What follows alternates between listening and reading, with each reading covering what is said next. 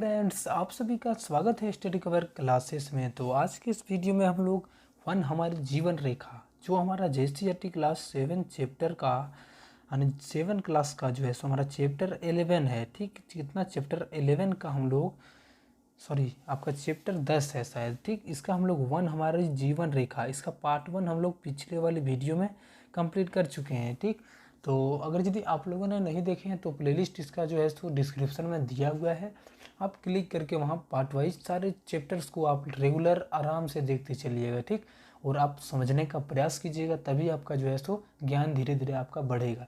आप चीज़ों को समझिएगा तो ज़्यादा देर तक याद रहेगा, अगर यदि रटिएगा तो कुछ दिन के बाद आप भूल जाइएगा। ठीक, तो जैसे ही हमारा ये पूरा चैप्टर ख़त्म हो जाएगा तो इसका क्वेश्चन आंसर भी हम लोग समझा के एक ईजी लैंग्वेज में हम लोग लाने वाले हैं। ठीक, बहुत सारा देखिए चैनल की क्या कर दिया है कि सारा जो है सो टुडे से डायरेक्ट उठा के और टुडे से ही वीडियो बना दिए हैं। ठीक, तो वैसा हम बिल्कुल भी नहीं करेंगे। हम जो है सो आपका एक प्रॉपर नोट्स के टाइप का, यानी आपका लैंग्वेज, आपका जो समझ में आना चाहिए वैसी भाषा में हम यहाँ पे प्रोवाइड करने का प्रयास करेंगे। ठीक, जैसे ही आपका चैप्टर ख़त्म हो जाएगा, मतलब आपका पूरा बुक ख़त्म हो जाएगा, तो हम लोग शुरू कर देंगे इसका क्वेश्चन आंसर का।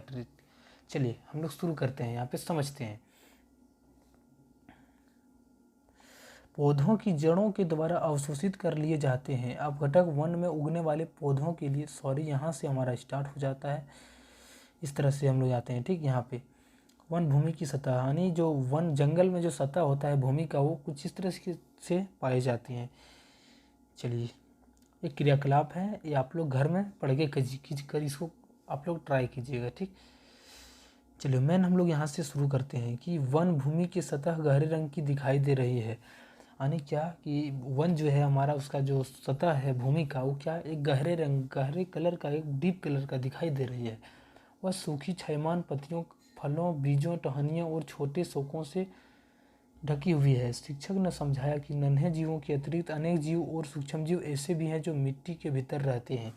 यानी क्या होता है कि कोई कोई जीव जो होता है वो क्या मिट्टी के अंदर भी रहते हैं। जैसे आप दीमक को जानते होंगे, तो वो क्या रहता है कि मिट्टी के भीतर पाया जाता है। ठीक, और अगला जो सोनू का आश्चर्य हो रहा है कि ये सूक्ष्म जीव क्या खाते हैं। ये मृत पौधे और जंतु ऊतकों को खाते हैं और उन्हें एक गहरे रंग के पदार्थ में परिवर्तित कर देते हैं, जिसे ह्यूमस कहते हैं। इससे सूक्ष्म जीव अपघटक कहलाते हैं। इस प्रकार के सूक्ष्म जीव जीवन में बहुत महत्वपूर्ण भूमिका निभाते हैं। यानी क्या करते हैं कि जो मतलब उन्होंने क्या क्वेश्चन किया कि सोनू ने, जो कि मतलब उसके जो पृथ्वी के अंदर रहते हैं, जो पृथ्वी के अंदर रहते हैं वो खाते पीते क्या हैं, तो वो क्या करते हैं कि वो छोटे छोटे मोटे जो हमारा जीव कुछ भी रहता है उसको खा सकते हैं, या फिर हमारा जो कुछ भी सड़ा गला पदार्थ अगर पृथ्वी के अंदर चले जाए तो उससे वो अब क्या करता है, अपना भोजन तैयार कर लेता है।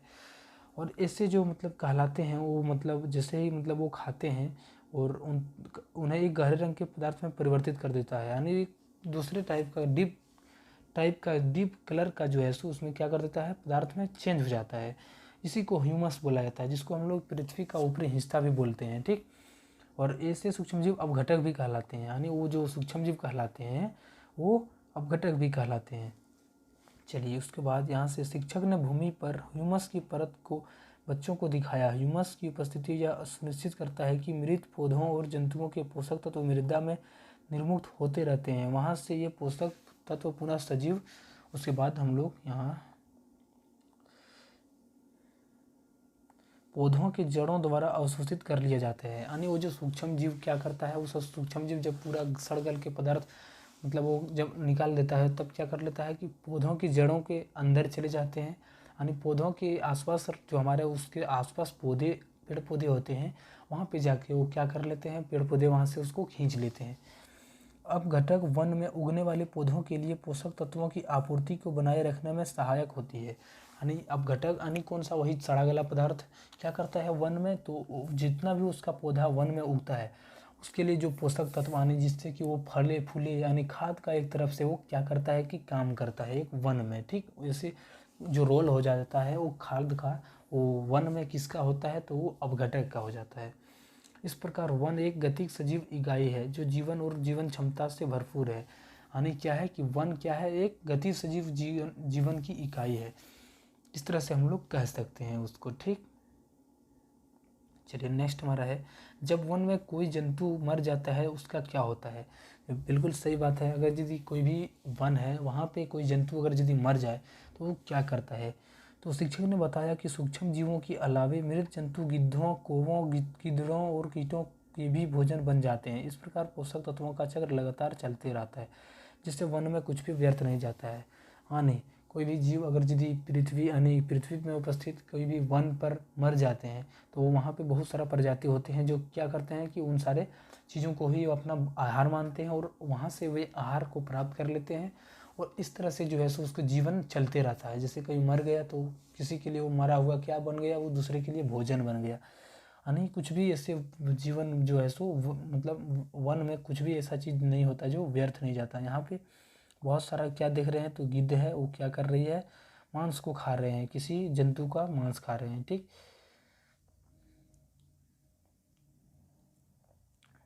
यहाँ पे कुछ दिया हुआ है कि मिलान करने बोला जा रहा है। ठीक, खंड ख को क को ख से मिलाने बोला जा रहा है। क्षयमान पदार्थ जो खत्म हो जाता है मतलब पूरा बेकार हो जाता है वो हमारा धीरे धीरे क्या अपघटक में चेंज हो जाता है, ये हमारा मिल जाएगा इसमें। ठीक, अब नेक्स्ट हमारा है कि सूक्ष्म,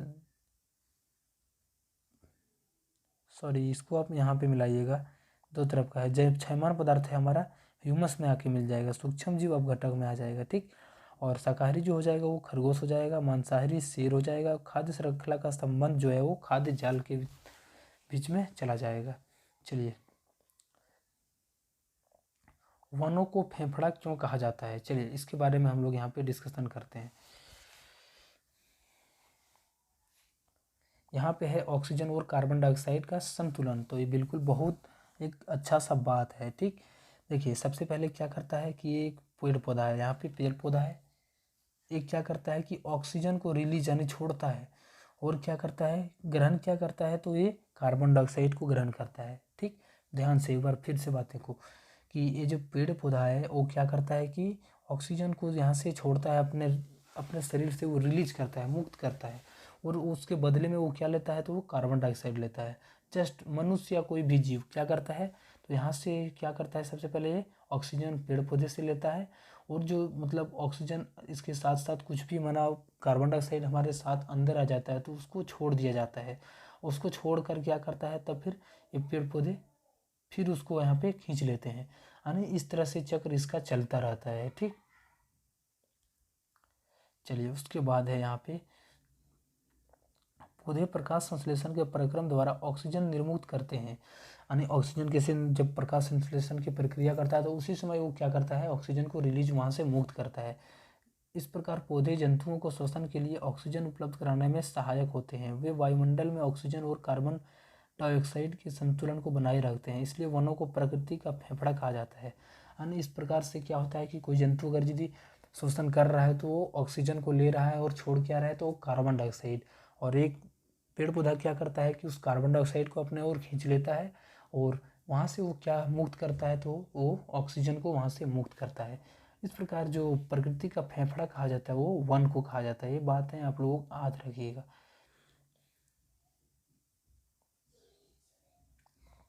वन अधिकारी वन में कुछ जंतुओं की उपस्थिति की जानकारी उनकी लीड तथा पद चिन्हों के आधार पर करते हैं। चलिए उसके बाद जो बच्चे गए हैं घूमने उससे बोल रहे हैं कि अब लगभग दोपहर हो गई है, बच्चे वापस जाने की तैयारी में हैं। उन्होंने देखा कि आसमान में बादल बन रहा है।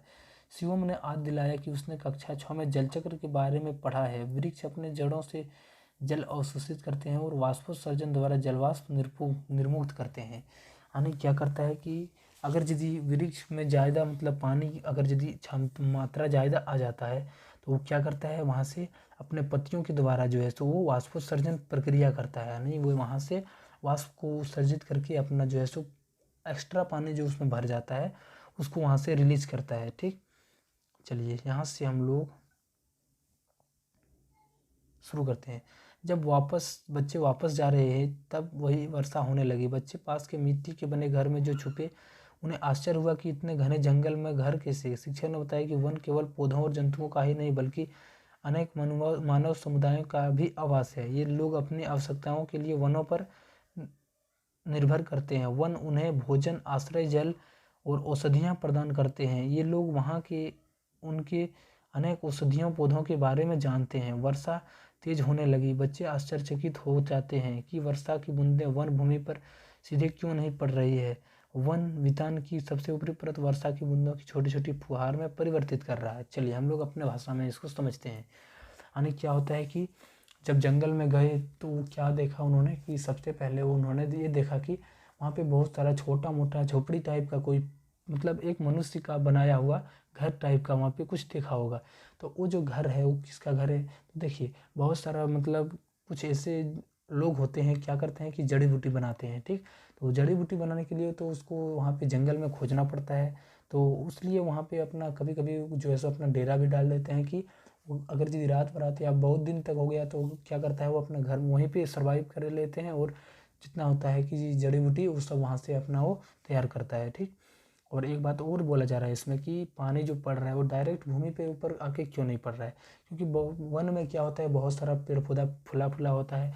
तो क्या होता है वो पेड़ पौधे अपना जो है सो डाली से या फिर अपना पत्ते से जो है सो पानी को डायरेक्ट नीचे नहीं आने देती है, ठीक। क्या होता है सबसे पहले उसके पानी यानी पत्ती के ऊपर या टहनी के ऊपर जाती है, फिर वहाँ से धीरे धीरे नीचे आती है, ठीक। जो किस तरह से दिखाई देती है तो थोड़ा एक फुहारा टाइप का दिख रहा है। अब उसके बाद है कि अधिकांश जल वृक्षों की शाखाओं पत्तियों और तनों से होता हुआ नीचे की ओर झाड़ियों और शाखों पर धीमे धीमे गिर रहा है। लगभग आधा घंटा बाद वर्षा रुक गई। अब क्या हो गई कि धीरे धीरे पानी जो है सो चला गया अब वहाँ से। नेक्स्ट है कि उन्होंने पाया कि वन भूमि की सतह पर गिरी मृत पत्तियों की परत अब कुछ गीली हो गई है, लेकिन वन में कहीं भी जल का जमाव नहीं दिखाई दिया।